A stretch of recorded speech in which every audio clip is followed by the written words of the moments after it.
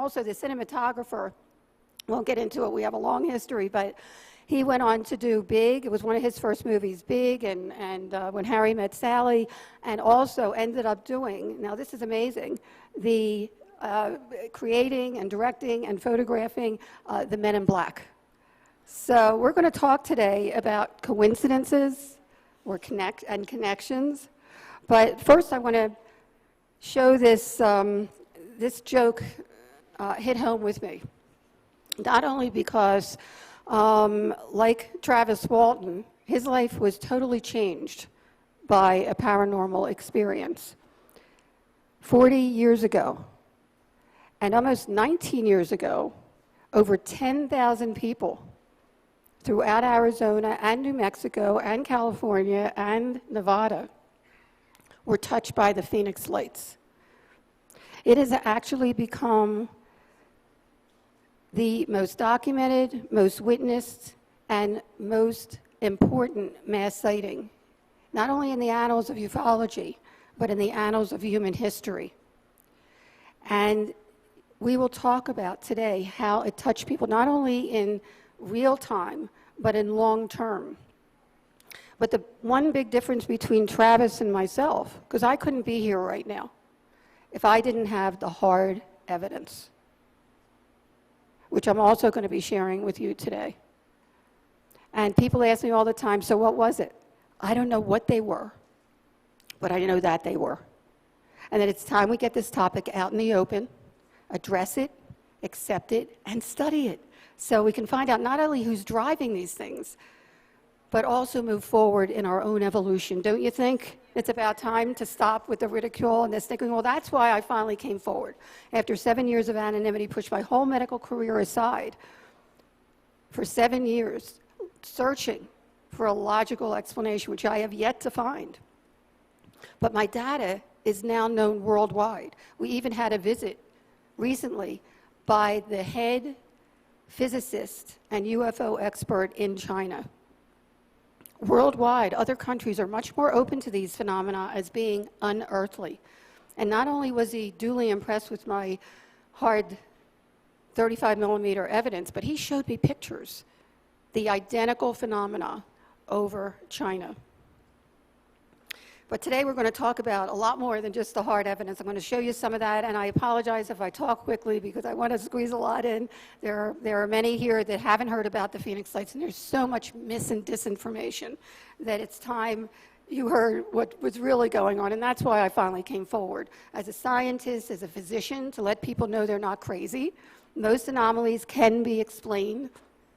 Only a small percentage cannot. But just because we don't have the technology yet to definitively define what these things are, it doesn't mean they're not real. We may just be looking on the AM dial for an FM frequency.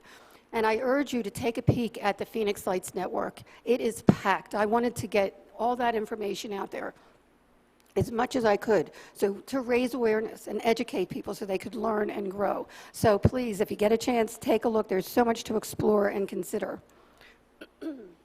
But consider this.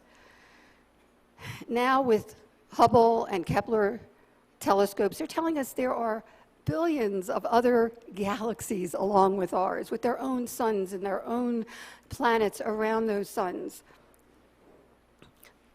We are made of stardust. When a star explodes, there are living atoms in the dust. And our one Milky Way galaxy is only 14 to 16 billion years old. Our solar system is very young. It's only 4 to 6 billion years old. With hydrogen and oxygen and nitrogen, and now Mars, they're telling us there's water. Actually, I wrote in my book in the late 90s about Mars and the possibility of it being a planet like ours and the possibility of water. We're just getting that information now from NASA. But the living ingredients are out there. There are scientists that are postulating that there could be living, sentient, intelligent entities out there billions of years ahead of us. That's an awesome thought. And perhaps they're visiting here and have been here. But let's get back to Earth. I'm going to show you this This picture here, whoops, is the topography. And the reason I'm showing you is because you're going to be seeing pictures that are going to be showing in this area here where South Mountain and the Estrellas intersect is where most of the phenomena have been popping up from my vantage point. We live mountainside in Paradise Valley, have a panoramic view of the city skyline, so we know what planes look like and helicopters and streetlights and car lights and so forth. The airport is right here, so we see that all the time. Here's car lights, because I wanted to show you the difference between car lights that reflect on the street here and the unknowns, which the light is self-contained. Here are skylights on a house down the street, and you're going to see in the pictures these skylights indicate where South Mountain and the Estrellas intersect. Now, we talked about coincidences. 6 months before the mass sighting, I actually, for the last 40 years, have dedicated my life to community education of vital health issues and produced videos and workbook curriculums for kids. I worked with NBC and USA Cable and started my own company in '85. To get the reality of AIDS, teen pregnancy, substance abuse, prevention education out to the classroom. Discovery Education is distributing them as we speak. That's why when this fell in my lap, in good conscience, I couldn't just put it in a drawer. But 6 months before the mass sighting, I was invited to present my substance abuse program at the Gila Bend Indian Reservation, which is in between, the basin in between South Mountain and the Estrella Mountain Range. And they don't talk to outsiders, but I helped them out, and I noticed in the pictures that these phenomena keep popping up in that area, so I went to them and asked, did anybody see strange lights on March 13th? And they started to giggle, and I said, is that funny? And they said, are you kidding? We've been looking up at them for centuries. We call them sky people, light beings. It's part of their culture. I had no idea. That was the first I had heard of it. But I have soon found out that indigenous cultures worldwide welcome these phenomena. The Hopi even have protocols to invite them in. Many think that they're ancestors, to give them inspiration and hope and comfort. We'll get into that a little bit more.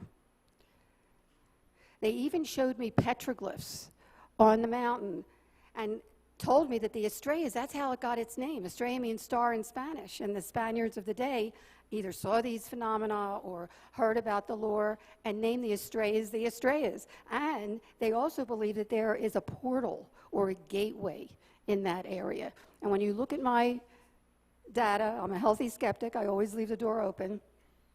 Maybe so. But when they showed me this petroglyph, it really freaked me out because this is exactly what my husband and I saw right outside of our bedroom window 2 years before the mass sighting. Let me tell you that real quickly, because I always go back to this.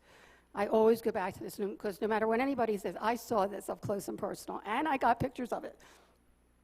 It was the night before my birthday, another little coincidence, and I was taking a leisurely bath. My husband was at one wall of our bedroom is a window, so we can see the beautiful view, and he was actually talking to my mother-in-law. She called to wish me a happy birthday. And he's a medical doctor and also on several medical boards and so forth, not one to get ruffled. And he sounded alarmed. He says, oh my God, get over here quick, what the hell is this? And I grabbed a towel, ran over to the window, wringing wet. And right before our eyes, a little below us, because we're pretty high on the mountain, it's very treacherous desert landscaping, and we're kind of nestled in the mountain range, were 3 amber orbs in a pyramid formation. And it was like, what is that? One on top and 2 closely aligned underneath. And immediately I wanted to get my camera, and many people will tell you this when they have a paranormal experience, they don't want to move when they see something unusual. And I didn't want to move, and I tried to take everything in mentally. I had that mental moment, and I actually urge people to have that, especially at important times. Take everything in. Anyway, the size, the shape, the color, they were about 3 to 6 feet each. There were 3 separate orbs, and I call them an orb because the light did not extend outside the edge, and they were an amber color throughout. Didn't glare at all. Every other light out there glared. Very mesmerizing. They were about 50, 75 feet off the ground, less than 100 yards from us, and I thought, if I don't get a picture of this, no one's going to believe it. I go running to the closet to grab my 35 millimeter. I collect sunset pictures, and I had it handy, and I go to grab it. My husband calls me back. He says, get over here quick, one of them is disappearing. And as we watched the top orb without budging, and it's very hard to explain, like a dimmer switch or just imploding, shrinking, very, very, very slowly until it was a pea size and then it was gone. But it still felt like it was there. I stepped out on the balcony, got a quick picture of the two lower orbs right here, and immediately noticed an eerie silence as if time had stopped. It was just bizarre. And as intently as I was watching these two lower orbs, and I didn't admit this to anybody until after the mass sighting 2 years later, it felt like something was watching me. And going through my mind, I was thinking, who are you? What are you? Do you know that I'm here? I'd love to meet you. It was very exciting. The next thing I remember, the left bottom orb started to implode like the first, the top one. And I quickly shot a picture of that. Now, it's interesting, and we're going to go back to this a little later. Not only is the same phenomena that I would document 2 years later, which I'll show you in a sec, but it was analyzed by Navy optical physicist Dr. Bruce Maccabee, and I'll tell you what the riveting conclusion he came to. Anyway, I didn't see anything again until 2 years later. Suddenly, as my husband's coming up the drive, and I had seen 3 orbs the night before, I go out to tell him that the 3 orbs were now in front of South Mountain. As I'm pointing like this, they reappeared in the same spot. And I ran upstairs to grab my camera, and suddenly, above the 3, 6 appeared. It was really unnerving. I started to shake. That's why they're wavy. But I kept on taking pictures. This one is really important because this picture, which looks like a V, okay, the center point with 2 on each side, is exactly what thousands of people would describe 2 months later during the mass sighting, a V of 5 lights with 2 trailing. I continued, and as I'm getting this thing head on, it turned into a V. And I have to say, it was so unnerving, and I figured there must be a logical explanation. The next morning, I called around. I found air traffic controllers at Sky Harbor International Airport who saw the same thing at the same time. And they were very forthcoming initially. And what they shared with me is that it popped up over Class B restricted airspace. It's a 30-mile radius around the center of the airport, and anything that goes into that airspace, particularly 1,000 feet altitude, as these were, must call into the tower, and no one did. So they were alarmed. So they took up their high-powered binoculars to look, and in their own words, there were 6 points of light, totally equidistant from each other, massive span, over a mile wide, that seemed to be attached to something. But they couldn't quite see what it was attached to. You would hear this again, over and over again by people during the mass sighting, but I must tell you, it wasn't just lights that seemed to be attached to something or a force field in between. Many people also saw craft, and there were 8 or 9 different craft. We'll get to that. At any rate,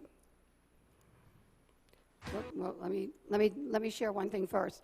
What happened during the mass sighting, and I'm going to try to be brief because I want to get to the juicy stuff. But while thousands of people were looking up at the sky at the Hale-Bopp comet, they saw 1 mile to 2 mile wide of these lights that seemed to be attached to something or actual craft. And there were different craft. And I'm not going to get a chance to show you all of them today. They're in the bonus features of the DVD, and they're also on the website, the GAP, Geospatial Animation Project. They look very, very different. I mean, they're really different, each one. Now, whether it was one craft that could morph, or the perspective from where the person was standing, or actually a parade, which is what the investigators finally concluded after 12 years of meticulously studying thousands and thousands of reports, we may never know. But the point is that something extraordinary glided right over people's heads at very low altitude. Some people said they could have, I mean, it was like rooftop level. And other people saw it take off at tremendous speed, totally silent. Didn't even displace the air. Other people saw these orbs detach from the main object, go out into the environment, and then redock with it. Actually, there was a report at 3 a.m., we have it in the documentary, a recording to the National UFO Reporting Center by an alleged crewman from Luke Air Force Base that one of these craft was hovering right over Central Phoenix at 7th Avenue and Indian School, Military jets were sent out to intercept it, get gun camera film, which we heard they did. As they got closer, the lights dimmed, and the whole thing just blinked out. And the crewman said he was one of the people to help one of the pilots out of his craft because he was so shaken up by it.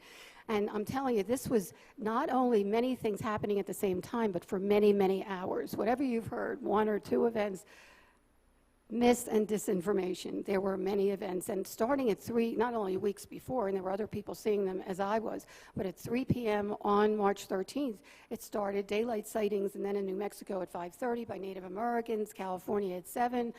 There was actually commercial airline crew that saw one of these craft covering Las Vegas about 11:30 that night, and continuing all the way to 5:30 the next morning. The last report we have is from a crewman from Boeing that was coming into work with his fellow crew, and they all saw one of these mile-wide craft right over their tarmac. So there was a lot of stuff happening on March 13th. But I found the Dateline did a report, which is very good, which I'm going to show you right now. But leading up to that, so that you have an idea, because there's so much to this story, I'm not, unfortunately, going to have a chance to tell you today, but it is in the book. There was no investigation, no explanation at all. I mean, here this passed right over people's heads. We have a pilot in the documentary that was standing right under what he called a well, like a canister, a huge canister of spinning energy. And yet there was no investigation, no explanation at all until June 18th, that many months later. There was a front page article on USA Today that opened our sighting to international scrutiny. And we didn't have social media then. The internet was just getting started. We were deluged. Overnight it went viral. When every morning show, Peter Jennings, Dan Rather, et cetera, by late morning, our former Governor Symington called a press conference, the first word we've heard in months, that to reveal the culprit of the Phoenix Lights. You'll see what he did. And then 10 years later, right after the 10th anniversary, he came forward with another announcement.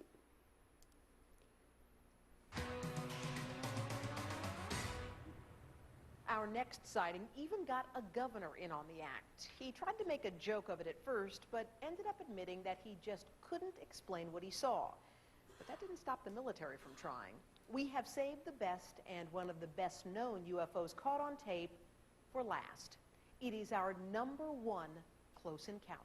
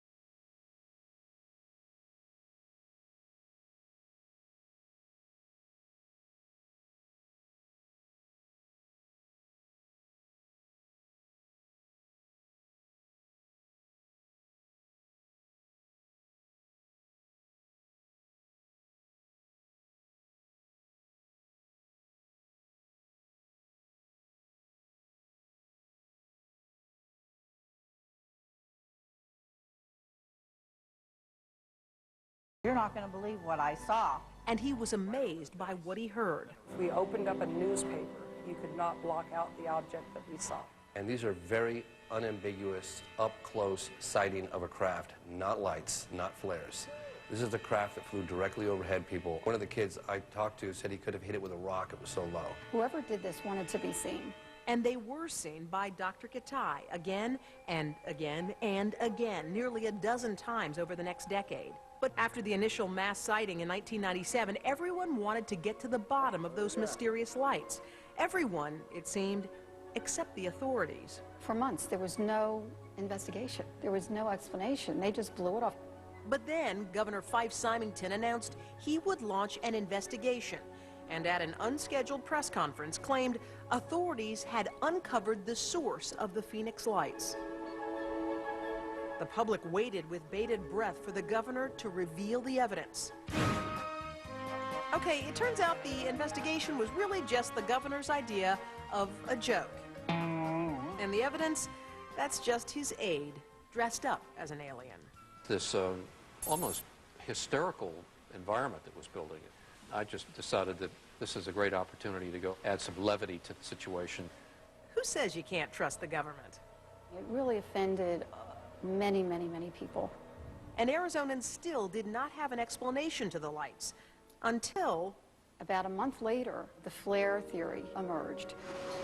the military revealed that on March 13th, a National Guard unit had been undergoing a training mission that involved the dropping of flares. Try telling one of the eyewitnesses that all they saw were military flares. That's not what we witnessed or documented. I mean, flares cannot keep a formation. They drift with the wind, they float haphazardly, they have huge smoke trails that are illuminated by the flare itself.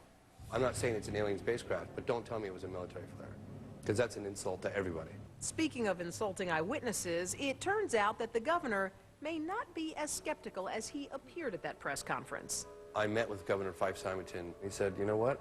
I saw that thing too. Wait, he what? And it clearly had a shape to it, and a big shape, and it was a constant shape. And you can't control flares that way. There's just no way they were flares. So the ex-governor, who is also an ex-Air Force pilot, saw the craft that night in Phoenix, just like all the other eyewitnesses. But does his pedigree carry any clout with the skeptics? Fife Symington is an interesting case. Obviously, he's a thoughtful, intelligent man and a responsible person and a pilot, so he knows what he's looking at.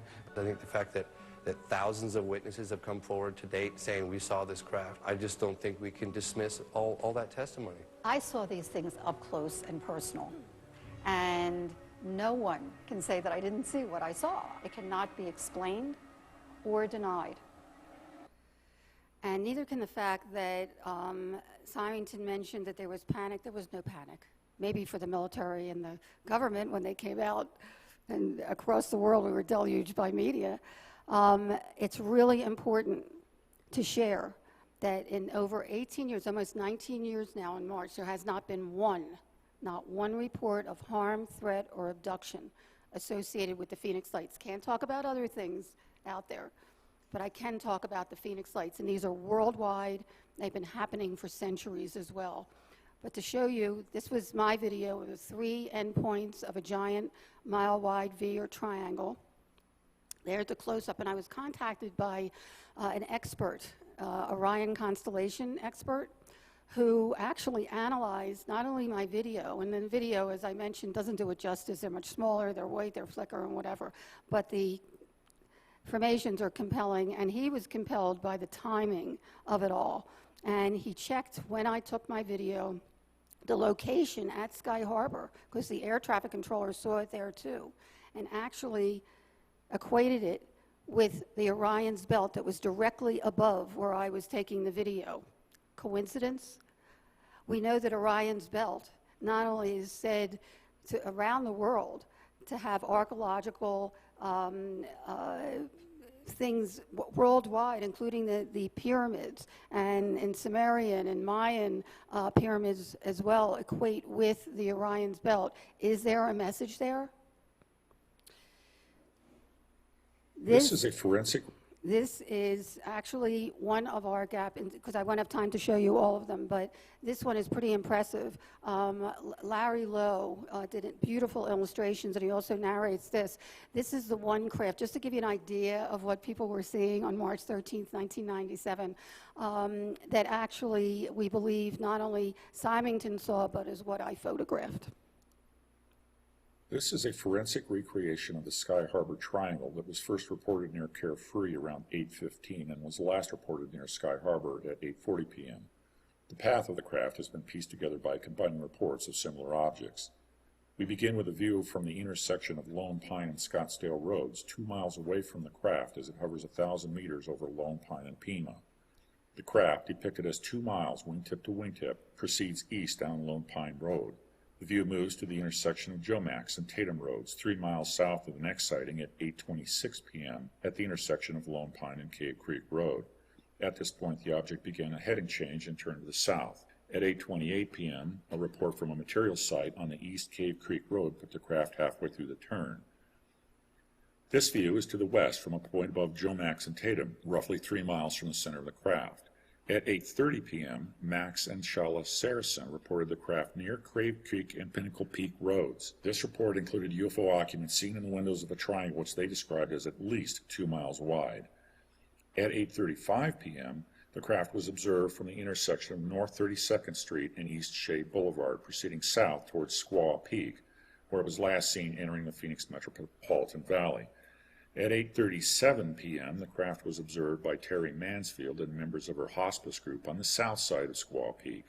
The next vantage point is the first publicly shown recreation of what then Governor Fife Symington would have seen as the object flew over Squaw Peak. At 8:40 p.m., the craft was reported from 36th Street in East Washington, where it hovered short of the northern edge of the airport perimeter.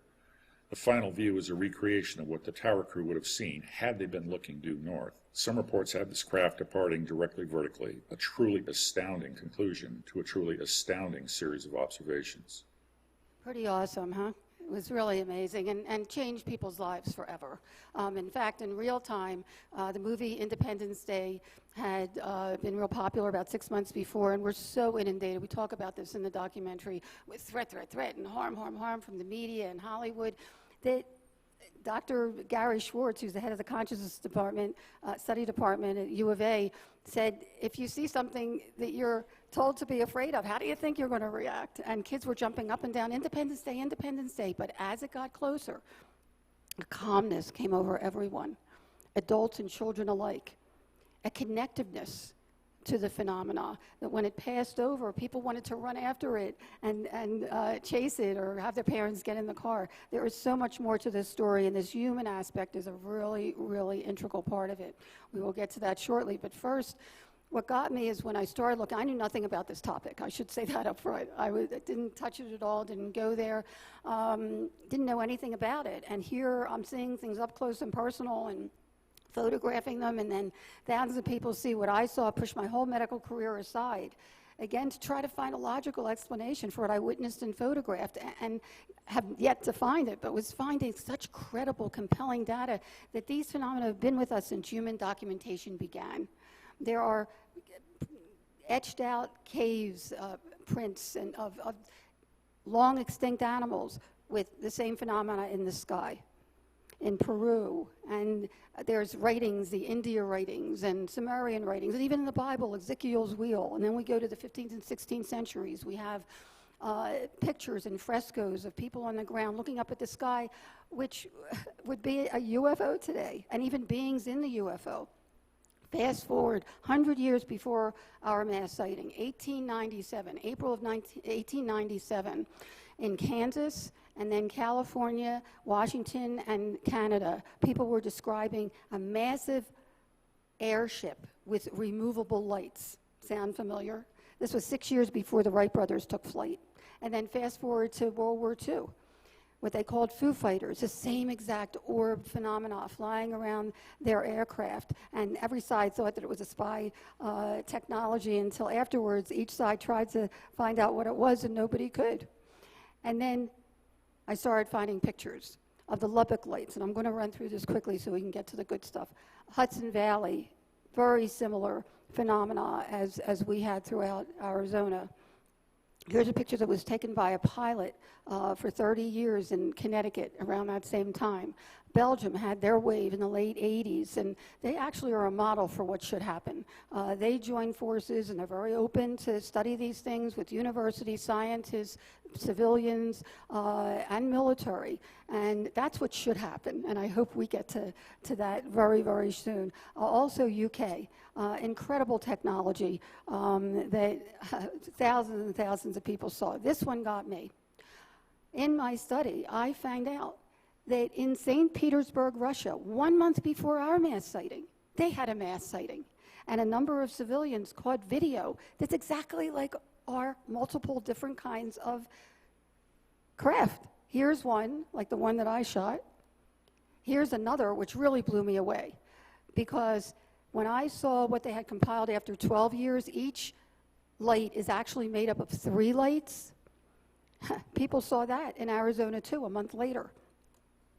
And this one was very compelling, because not only was it seen in St. Petersburg, Russia, and throughout Arizona and beyond, but air traffic controllers in St. Petersburg saw this craft hovering over its tarmac, and I actually captured the same thing on June 15th, 2005.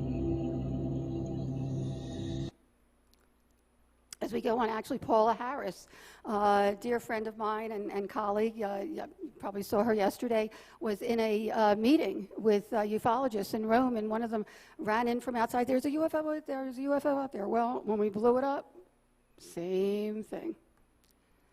And this one I found interesting. This was shot by a pilot, 3 orbs in a triangle formation, and it was analyzed. First of all, he came forward, and he got a lot of flack, I have to tell you. I mean, this is no joke.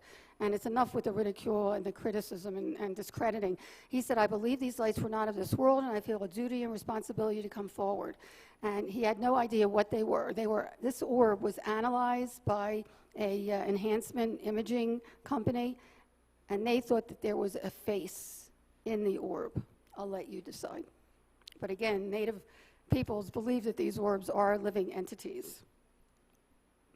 This one was interesting, and I'll try to get through this real fast, but I had just spoken at the X conference in Washington, D.C., and walked in the door, and the phone was ringing. And I have to say that the media in Arizona, particularly Phoenix, they've come a long way. They have really transformed, and don't joke about it anymore. I mean, that's another model for what should happen.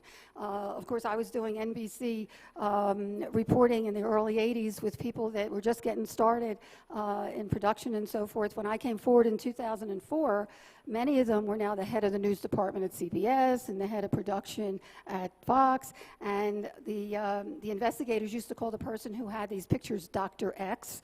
So when they found out that I was Dr. X, they said, oh, you're Dr. X? Well, come on over. And they have been so amazing and open and fabulous and take these seriously. And yes, some of the reports are only a small percentage are anomalous, and some of these reports are weather balloons or blimps or whatever, but you know what, they take it seriously. And I pick up the phone, hey, Dr. Kitai, do you see those lights out there?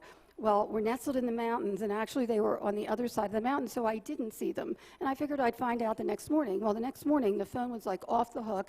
Dr. Kitai, will you be on our radio program? Dr. Kitai, will you get over to our radio TV studio? It was insane. I mean, we're talking overnight, it was #1 on the Drudge Report. And I mean, I was running around, I mean, it was really comical, and get a call from Fox in the morning to fly the red eye. Got there for the 9 a.m. show with Richard Dolan. He was with me. He's a historian, UFO historian. Had to fly back immediately after because I was being interviewed for Nightline. In the middle of that interview, the producer says, wait a minute, I have a call. He's on there and his face is changing. He comes over, he says, we have to bag this. I said, what do you mean? He said, someone just came forward to say that his neighbor was sending off balloons on string with road flares. That quickly it stopped. Well, the reporters in Phoenix weren't taking that lightly, went to the guy's house, did not answer the door. Kids answered the door, didn't know anything about it. This guy that was supposedly sending off these balloons. Asked the neighbors, none of them knew about it either, okay? Days later, they weren't giving up. They went to the guy's house, asked him to show them what he did. He refused. About a month later, the website, one of the websites came forward to say that they found out that the guy that announced it originally was military. You be the judge. But what was amazing to me, whether this was man-made or not, the serendipity here is just, to me, how can I believe in coincidence anymore? We had produced our documentary, which has won over a dozen international film festival awards. Vanguard Cinema picked it up in December, decided to release it on a Tuesday. I said, why on a Tuesday? And he said, well, Blockbuster and Hollywood, which were still open at the time, will be, have Monday to put it up on their shelves. This sighting was April 21st. when was our DVD released to the world? The very next morning. Coincidence? It was flying off the shelves. And I'm talking, there was so much publicity out there about the Phoenix Lights. It ended up to be on Time Warner and Dish Network and iTunes. And I mean, it was just exploded. So whoever did this, thank you. Then we move on to the same kind of orbs in Stephanville, Texas. And they actually started in February, but somebody caught this video, this capture, which is pretty compelling. And they also talked about the vertical lines and straight lines and triangular and the pulsating red orbs. And this video actually was taken by one of the other videographers days before the mass sighting, and he called MUFON up to his balcony on March 13th to see these strange orbs, and suddenly an arrowhead of 5 lights appeared. And when you look at that video, I always say the data speaks for itself. All you have to do is look at it. I mean, they're attached to something or have a force field in between. But what happened was that the handful of videos, which really were the only photographic evidence that people had during March 13th, because it was, first of all, you don't carry a camera around, and they just had the clunky cell phones in the day, and not that many people had them, which didn't have cameras in them. So, you know, only a few people tried to take pictures, and it was so massive and black that it blocked out the stars. They all turned down blank. So the only hard evidence that the military and government had to deal with were the handful of videos. They couldn't blow those off. They could blow off people's stories and say, oh, you don't know what you were seeing, it was a mirage, it was helicopters, or whatever they want to say. But they couldn't blow off. And whoever came up with the flare theory was brilliant, I have to say. And again, they don't look like the real deal in the videos, but they could be mistaken for flares in the videos. And even though the formations are very compelling if you really look at them. And after they came out with the flare theory, I called every military base, and I have some of their conversations, which are quite comical in my book, because they were more curious, just as curious as we were. And they kept on asking me, well, show us your data, which I didn't. And about a month later, I get a call from one of the heads of PR at the Air National Guard. She says, oh, Dr. Lynn, I think we know what those lights were back in March. And I said, you do? She said, yes, do you believe that in all these months, and this is July 24th, in all these months, nobody ever looked at the log for visiting Air National Guard. The Maryland Air National Guard was in town sending off flares in Operation Snowbird, which I later found out meant diversionary tactical maneuvers, and it's been a diversion ever since, I have to say. And that must be what some people saw, she says. And I said, well, wait a minute. When were the Maryland Air National Guard in town? She said, March 1st to the 15th. I said, were they in town in January? She said, oh, no. I said, are you sure? She says, absolutely not. I said, well, I have 35-millimeter photographs of the same exact phenomena in the same exact location 2 months before the mass sighting, confirmed by air traffic controllers as hovering over Class B restricted airspace, 1,000 feet altitude, 2 months before and during the mass sighting. And she says, you never told me that. And then I said, and you're trying to tell me, and I had educated myself to anything logical, including flares, that cannot keep a formation, that drift and drop with the wind haphazardly, have huge smoke trails that are illuminated by the flare itself and illuminate the area around it. That's what they're used for. Not one witness to the true unknowns described this. Traverse the entire state in a rock-solid, equidistantly spaced, mile-wide V for hours. And she says, I have a call coming in. I'll get back to you. Well, I'm still waiting. But anyway, I wanted to show you that 3 years later, finally, after much prodding to do a reenactment, and hey, I'm open. If it's military, shame on them for going over people's heads and then denying it for months. But show me, show me. And I knew I had data, photographic data, not only during the mass sighting, 2 months before and 2 years before, as I mentioned, in the same exact spot. Do it again. Whoever did it multiple times. Well, finally, we get an announcement that 3 Air National Guards were coming into town to send off flares to show everybody the Phoenix Lights. And it was a big public announcement. And we were ready for them. Look what happened. 3 years after the 1997 sighting, the Arizona Air National Guard staged this demonstration, saying the lights were military flares. We all got calls asking where our aircraft were that night, and we all checked, and none of our aircraft were in that area. But as we looked onward a couple months later, we found out we had visiting aircraft. But the demonstration didn't settle the debate. And I have to say that it just didn't make it. For anyone that had seen the true mass sighting, it was a joke. Flares like these put off smoke, and witnesses say there was no smoke associated with what they saw. So now, more than a decade later, the lights remain a mystery, but one that Kitai says deserves a closer look. So the data speaks for itself. I just urge people to look at the data, and that's one of the main reasons I came forward. If I can be a credible voice so that people actually look at the data, then I've done my job.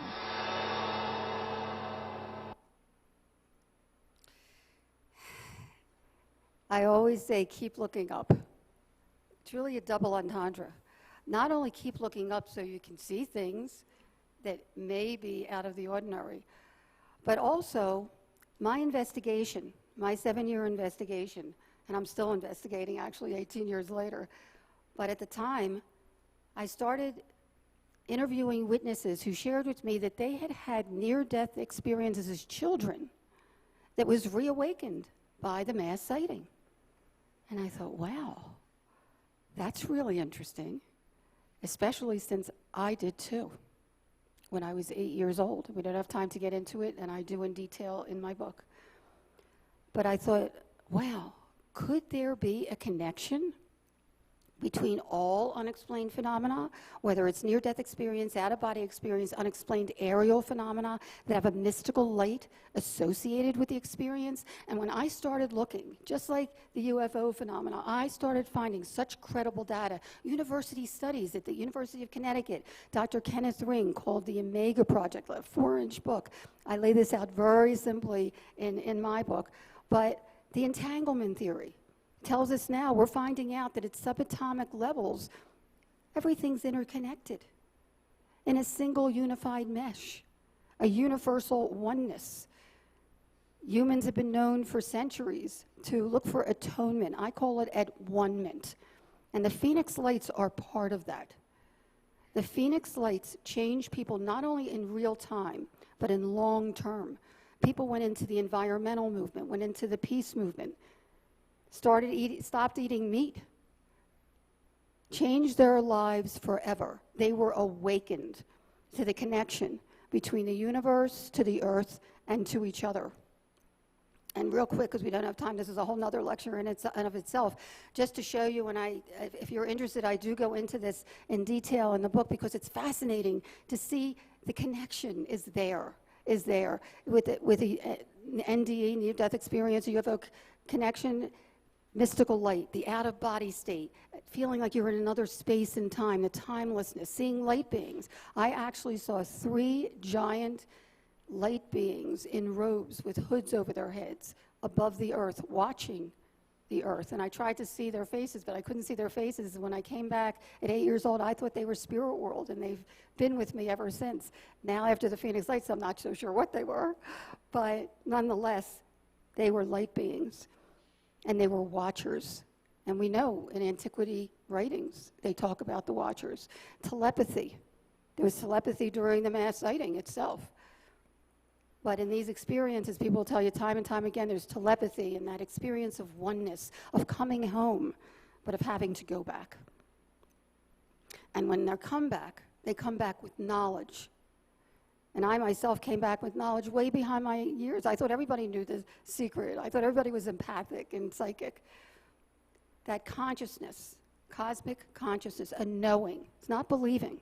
It's a knowing that everything is connected and that we are not alone in the universe. And I started calling all unexplained phenomena ups and up, because it is an up, that positive transformation. Embracing life to the fullest, and also feeling an urgency, as you'll hear from many people here this weekend, an urgency to get that information out there, to wake people up to the reality. And also, many people come back with concerns for Earth's safety and our safety, and the belief that love and knowledge are the most important things. They are the only things that we take with us. Now I'm going to get into some juicy stuff. Rather than coincidence or connection, and I leave this up to you. Everybody comes from a different background, from a different upbringing, from a different belief system. Some people can't deal with this topic. Some people don't want to, and that's okay. Everyone in their own time. But the information is here, and that's why I had to come forward. I had to come forward. I couldn't stick this in a drawer. People can decide for themselves. But I'm going to be calling this coincidence or communication. You decide. I'm going to share something with you today that did it for me. Don't care what anybody else thinks. This did it for me. Our younger son, who is a neurologist now, and he actually was the only one that read my 750-page journal, An Angel on This Earth, and he actually had a couple of sightings with us. He's in the documentary. Said, Mom, you've got to do this. This is too important not to share, and everything you've done has led up to this, from the mouth of babes, right? My older son, who is an attorney, Mom, you better not come forward. They're going to find out it's military, and you'll look like an idiot. Until this happened. He wanted to get a Siamese kitten for his then fiance, and this was in 2000 for Valentine's Day. And he was at UCLA Law, and he couldn't find one in LA. And he said, Mom, this is a perfect excuse to come visit you guys. Find an ad on a Wednesday or Thursday. I'll fly in on Friday night. We'll go Saturday morning. Well, weeks passed. Valentine's passed. They sent off the flares on March 7th, which, by the way, that really confirmed for the witnesses, including myself, that it definitely was not flares, okay? But I needed that one more push if I was going to come forward. And anyway, a couple weeks later, see an ad in the paper, and it happened to be a gal that wasn't going to be there till Saturday morning, so she saved the 3 kittens for us, and Brett flew in the night before, and we go to the house, and one of the kittens goes right up to him, and it was very endearing. As much as we were both skeptical, it happened to be the 10th anniversary of my mom's passing. Now, a little history here. She had colon cancer in the early 80s. They wrote her off. It was already seeded in the liver, gave her 6 months, told her to get her affairs in order. We flew my parents out to Phoenix, had my mom visualize Pac-Man, which was popular then, eating up the cancer cells, and positive thinking. And she did get medical treatment too. Went into remission for 7 years. I have seen medical miracles, okay, and positive thinking, how positive thinking can affect not only everyone around you, but your body as well. And in those 7 years, Brett was the oldest grandchild. She got super, super, super, super, super close with him. So it was very endearing that on the day of her 10th anniversary of her passing, he got his first pet. So we kind of kidded, oh, Mom's with you, and Mom will protect you, and all this kind of stuff. And he goes back to LA, he calls me up, Mom, you're not going to believe this. I said, what's the matter? He said, I got this iZone Polaroid camera at the airport. It's real little. And you have to pull a strip out before you can take the next one. He said, I did the whole roll of film. I was alone in my apartment and of the kitty when I got home. And I looked at the roll, of the strips, and in the middle of the roll was a strip with a hand in front of the kitten's face, and you can see through the hand that it's my mom's hand. I said, whoa. Now, she had crippling juvenile arthritis. She went through nursing school in a wheelchair, became head nurse of the premature nursery at Albert Einstein Hospital in Philadelphia. She could move mountains. I wouldn't be who I am if it wasn't for my mom. But I was skeptical. I said, Brett, you got your hand in the picture. Mom, it's a right hand. I was taking it with my right hand, and it looks like my mom's hand. She had a very distinctive arthritic hand. I said, fine, just keep it until May. Don't send it through the mail. I'll pick it up in May when you graduate. I forgot about it. Are you ready? Here's a kitty. Here's a strip. When we enlarged it, not only is there a hand in front of the kitten's face that's translucent, but there's also an arm. You can see through the arm. Brett's JanSport backpack's on the floor. You can see the logo. The arm's cupping the kitten from behind. And just last year, I shared it for the first time. Paul Davids, who did the movie Roswell, the TV movie Roswell, just finished a movie last year called Life After Death Project, was looking for the most credible data, and Dr. Gary Schwartz recommended that he speak to me about this. He said, did your mom wear glasses? I said, oh, yes, she wore them on her neck all the time. He found this. And by then, I had done so much research and near-death experience and contact and so forth, and many people like myself see beings in the other dimension wearing white robes. What's up? Anyway, being the healthy skeptic, I looked for a picture of my mom's hand to just verify that it was hers, and after looking through boxes and boxes of pictures and pictures, I found a picture of her holding a preemie baby almost the same way. This is my mom. And it doesn't matter what anybody else thinks. This did it for me. Because not only would my mom come through, find some way to come through for Brett to let him know that she's with him, but she would also be sending a little message to me: get off your butt and do this. This is real. A few months later, and did everybody see that, by the way? The similarity here? Okay. I mentioned that I collect sunsets, and I had like 5 rolls of film, and I did November and December of 2000, and I noticed in the negative, when I got the pictures back, there were these strange rod-shaped things that I didn't see when I was taking the pictures. But when we enlarged it, they're in the same spot, by the way, November, December.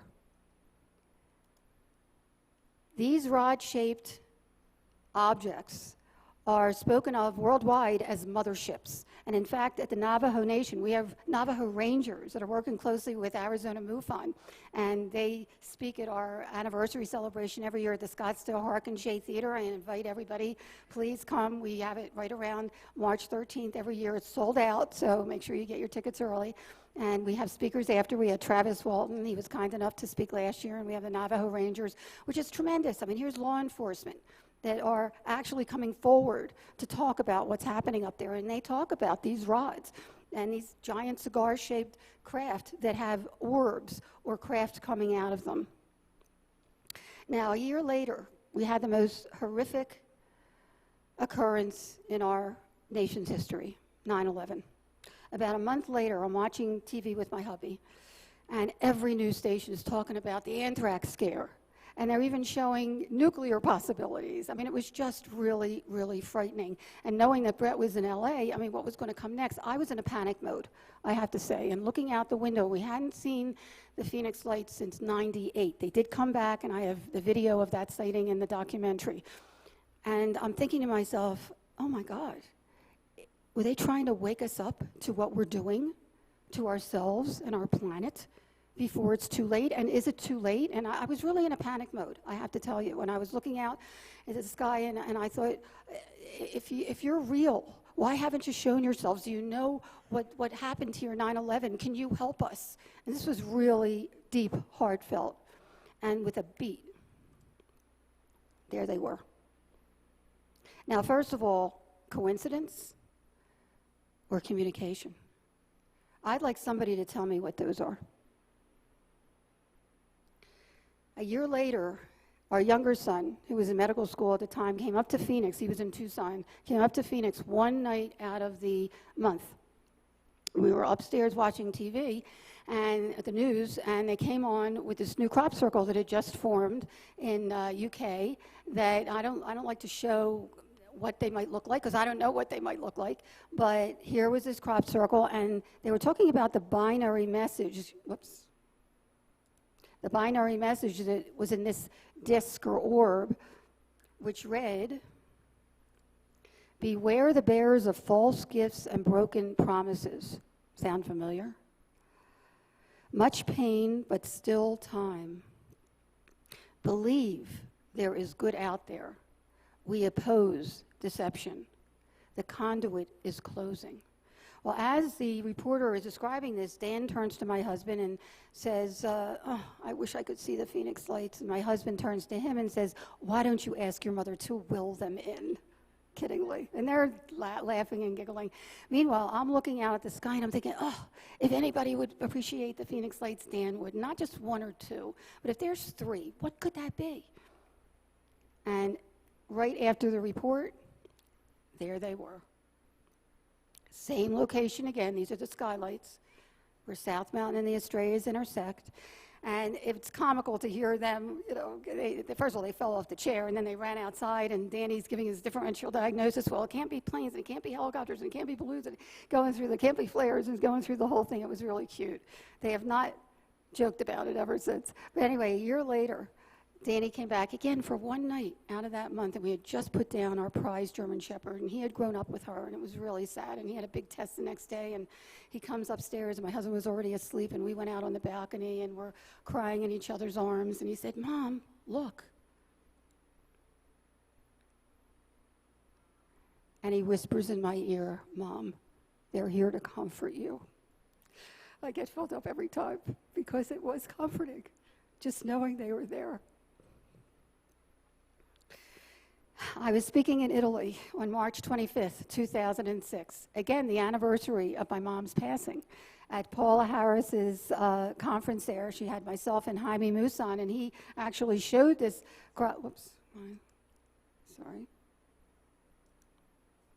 showed this crop circle that Danny had seen during his first sighting. So I thought, oh, let me capture a picture of it, which I did. When I looked to make sure I had it, I noticed this little orb here. And I thought, wow, that's interesting. We had it analyzed, and not only does it look like this one, and this is 35 millimeter. It's not digital where it might be, dust particles, but it's very similar to this. It has an outline on the outside. It looks like it might have binary message inside. It's intersected through the center, just as this is. Whether it's real or not, and this crop circle, by the way, has been a little controversial. Some people think that it might have been man-made, but whether it's man-made and they were inspired to do this or whatever, it makes one wonder how they were inspired, which is the first time I saw this. This is in the real crop circle, or the three orbs, just like I captured on March 13th, 1997 during the mass sighting. Coincidence?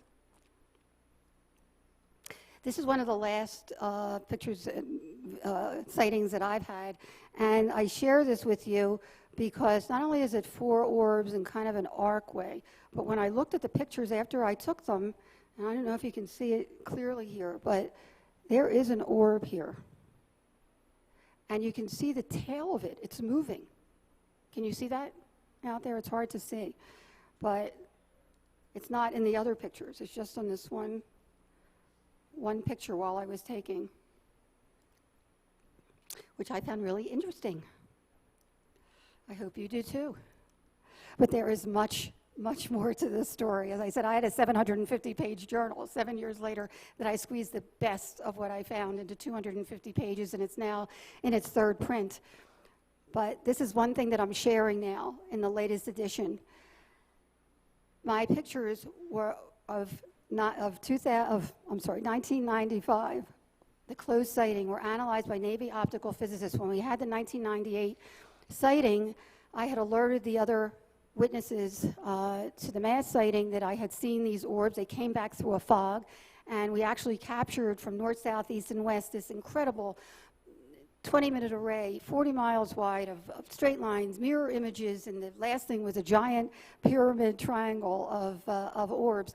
And I was recommended to contact Navy optical physicist Dr. Bruce Maccabee, which I did, and I asked him if he would take a look at them because they could be triangulated, which they couldn't be during the mass sighting because the handful of us that took video were all at different times, and they're all look different, from mine with the three orbs to the arrowhead to the boomerangs. Anyway, as an afterthought, I stuck in the first and last picture of that close sighting, and I wanted to know what those orbs were, if he could give me an answer. Anyway, he gets back to me a couple weeks later, and he says, first of all, and he was the one that noticed these, the same phenomena was in the background, and he did a meticulous study of these, as I would also see 2 months before the mass sighting and during the mass sighting. But what really got him, he said to me, you said that the sighting was 2, 3, 4 minutes. I said, right. He says, are you sure? I said, yeah. He says, that's what I remember. He says, ask your husband. Well, interestingly, as I mentioned, everybody's affected a little differently. He was inside. I was outside during this. He wouldn't talk about it. And he's not one to get agitated, but he would get agitated when I would bring it up. So I just laid low and didn't bring it up. To me, it was awesome and wondrous and incredible. And he said, you have to confirm with your husband, which I did. Finally, I sat him down. I said, we don't have to talk about the sighting, but how long do you think it was? He said, I don't know, 2, 3, 4 minutes. Went back to Dr. Bruce McAbee. He said, that's impossible. I said, what do you mean?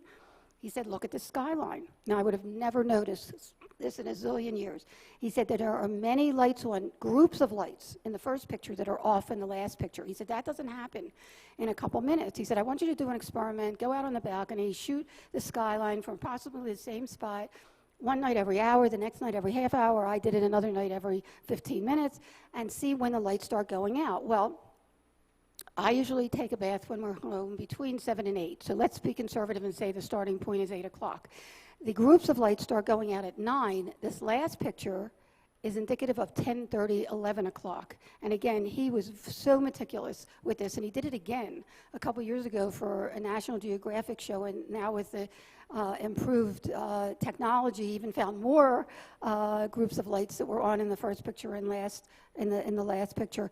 And his conclusion was, and he presented this case at the 1999 MUFON International Symposium in Washington, D.C., and I asked him, just keep my name out of it. This is your baby. Go for it.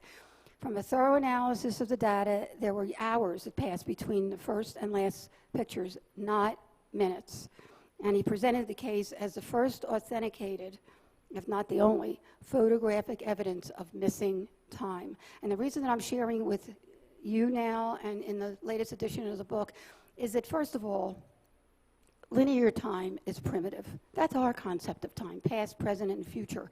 If this data can open the door a little bit so science actually looks at it and we can open the door to learn what time really is, so be it. And also, quantum physics and quantum mechanics has told us now, I mean, we're just getting out of our own infancy, that there may be 10 or 11 different dimensions, string theory, bubble theory. Well, if there's other times and spaces along with ours, then why is it so inconceivable that there might be other intelligent entities in those other times and spaces that we get glimpses of if we're open to them or invited?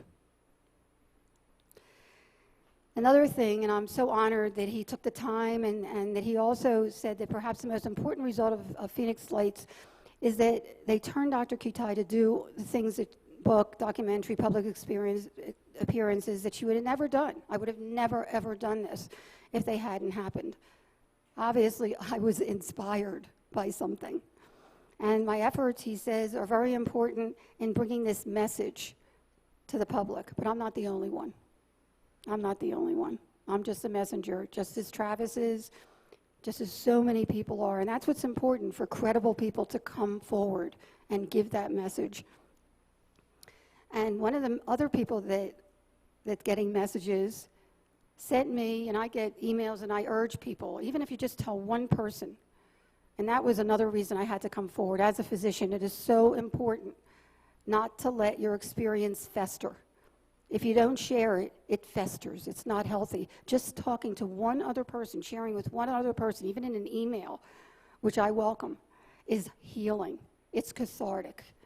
So I get emails and pictures and things all the time, and I actually received this, and it was really intriguing because the person, I won't have time to share it with you today, but I do have some of his email conversation on the website. How many people here believe that there is a galactic federation? A few of you? Well, he does, and said that this was actually a message from the Galactic Federation to me. And I, okay, I'm a healthy skeptic, I'm open, but I don't know. I don't know, but what I did know is that this was really amazing artistry, and supposedly he got this message in December, right before the mass sighting, to start writing, and he was a truck driver, and he closed his eyes and he starts making these designs with both hands. I mean, it's just miraculous what he does. And supposedly he's getting these messages. Well, this one I thought, boy, that does look like a crop circle, doesn't it?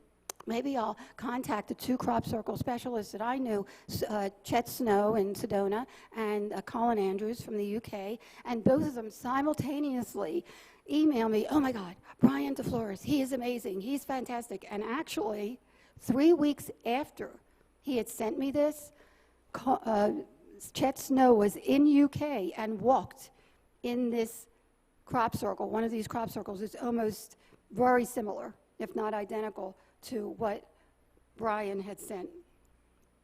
And he said that he really got woozy. I mean, it had all the characteristics of a real crop circle. And I spoke in 2009 at Dr. Greer's, he said, a contact conference with Colin Andrews. And while he's confirming, because I mentioned that sometimes these orbs are seen and even photographed over fields right before the crop circle is formed, and while he's confirming it, somebody took a picture, and there's a little orb. Coincidence or connection?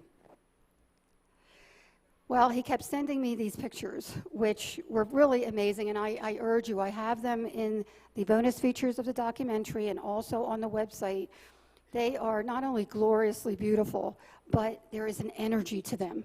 And if you meditate on them, you will get vibrations, I promise you. And one of them that really got me was this Phoenix Starship emblem, Universal Peace Insignia.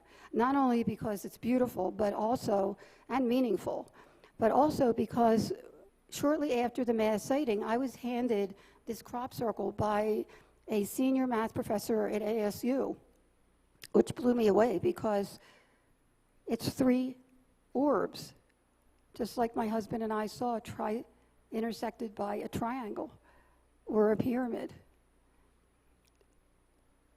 And whether these anomalous phenomena are gifting us with messages from beyond or triggering inspirations, as they certainly have for me, that brought me here today. We are masters of our own universe, and we do have free will. We also have the choice, every one of us, of turning the possibility of something into something real.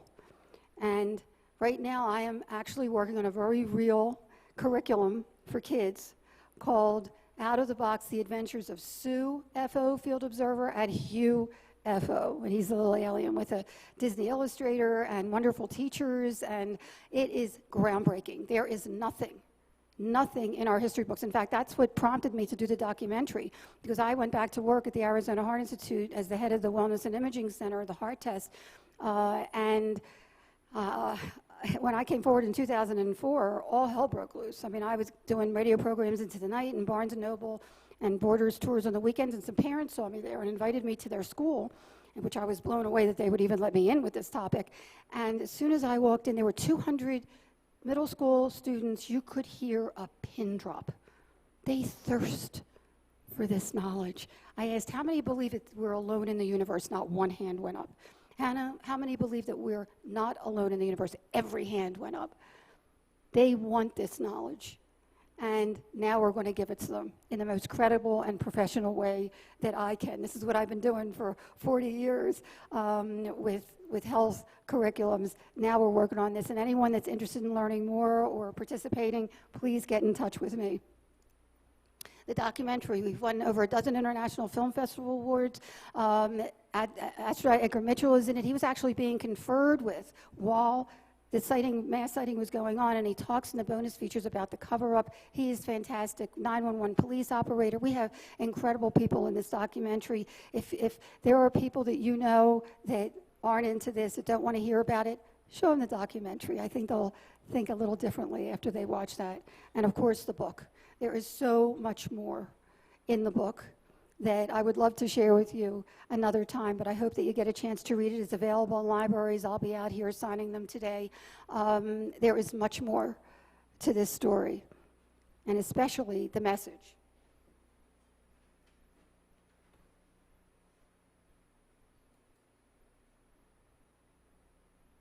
A month after the mass sighting, there was a daylight sighting that an elderly couple actually caught out in Buckeye. And well, I have to say that the month after the mass sighting, I must share with you, there were some really incredibly stunning paranormal things that happened to me personally, and I share them all in the book. But one of them was hours after this couple had a daylight sighting of the orbs. I asked for a sign, and boy, did I get it.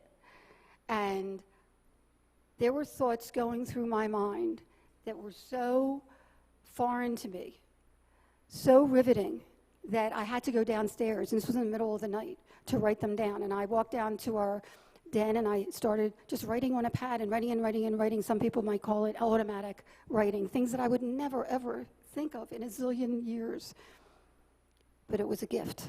The next day, some of the investigators came to see where my sighting was on March 13th, and I was going through the house. I said, oh my goodness, I wrote something last night. I don't even remember what I wrote. Do you mind if I read it to you? I have not changed a word. And I read it to them. And when I finished, everyone agreed it was a gift. Can I please share that gift with you today? While I'm sharing this, and we might want to turn the music down when it does start, just a little bit. I'm going to show you some of the footage that I took leading up to the mass sighting.